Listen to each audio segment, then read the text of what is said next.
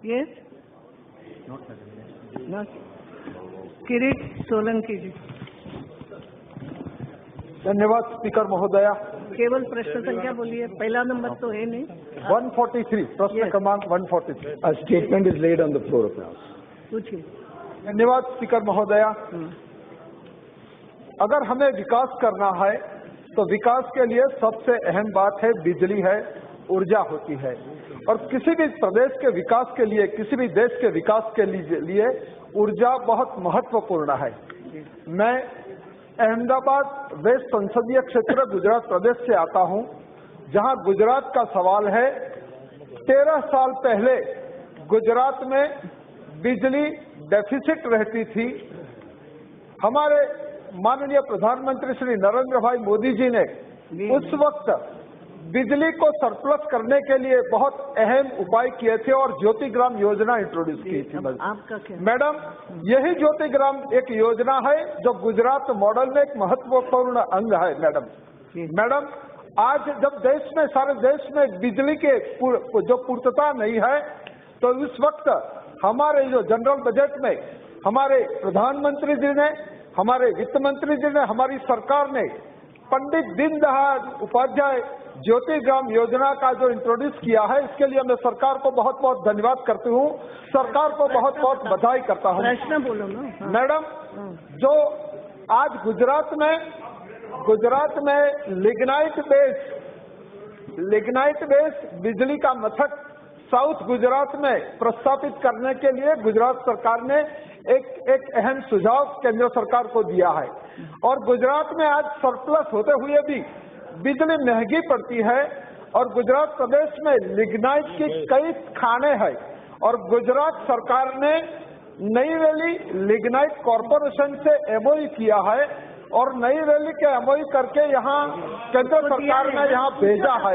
मेरी केंद्र सरकार से आपके माध्यम से मेरी मांग है कि क्या केंद्र सरकार जो ये जो एमओयू किया है, वो एमओयू नई वैली कॉरपोरेशन भी गुजरात सरकार को एनओसी देने के लिए तैयार है और गुजरात पावर कॉरपोरेशन को देने के लिए तैयार है।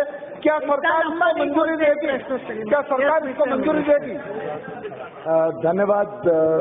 आपने जो ये गुजरात की स्कीम के बारे में बताया, मैं जरूर अवश्य कहूँगा कि आज गुजरात कुछ राज्यों में से एक है जिसमें 0% शॉर्टफॉल है बिजली की।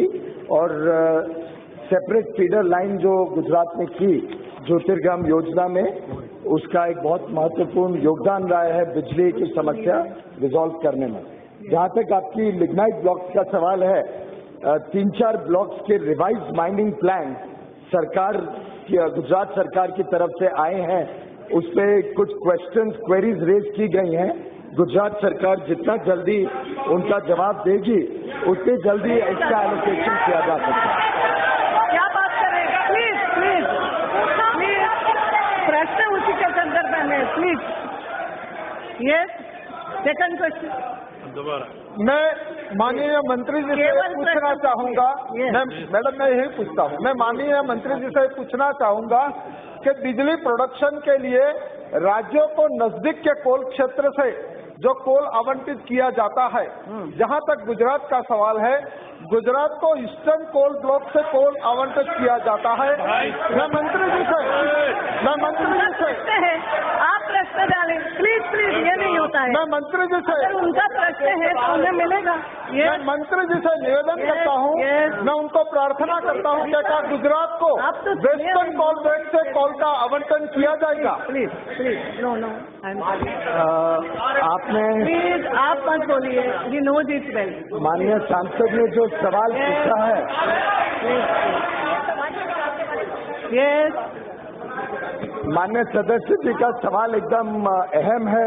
इसकी अगर भूमिका में जाए तो कई वर्षों से बिजली की जो लिंकेजेस दी गई है वो अन्य अन्य टाइम पे अलग अलग खानों से जहां अवेलेबिलिटी थी उसके हिसाब से दी गई है। गुजरात में सबसे नजदीक जो खान है वो वेस्टर्न कोलफील्ड लिमिटेड में है। वेस्टर्न कोलफील्ड लिमिटेड में कोयले का जितना प्रोडक्शन है वो ज्यादा करके महाराष्ट्र और नजदीकी जो इलाके हैं, नजदीकी पावर प्लांट्स, उनको कई वर्षों से मिलता रहा है। गुजरात में जो पावर प्लांट्स है वो बाद में आने के कारण लगभग गत 10-12 वर्षों में ही गुजरात की सबसे ज्यादा प्रोडक्शन कैपेसिटी बढ़ी है और तब तक वेस्टर्न कोल फील्ड में और प्रोडक्शन ना होने के कारण इनको महानदी वगैरह दूसरे कोल फील्ड से आवंटन किया गया है। लेकिन गत दिनों में मैं जब गुजरात गया और ये विषय मेरे सामने लाया गया तो इस विषय को सुधार करने के लिए हमने एक रैशनलाइजेशन ऑफ कोल लिंकेजेस की कमेटी बिठाई है इंटर मिनिस्टेरियल पावर और कोल के बीच, और पूरे देश भर के जितने के कोयले के लिंकेजेस हैं उन सबको रिव्यू करके जो आइडियल नियरेस्ट अवेलेबल कोल है उसके हिसाब से हम कोयले के लिंकेज को एक बार पूरा रैशनलाइज करेंगे। जी धन्यवाद। श्री निनोंग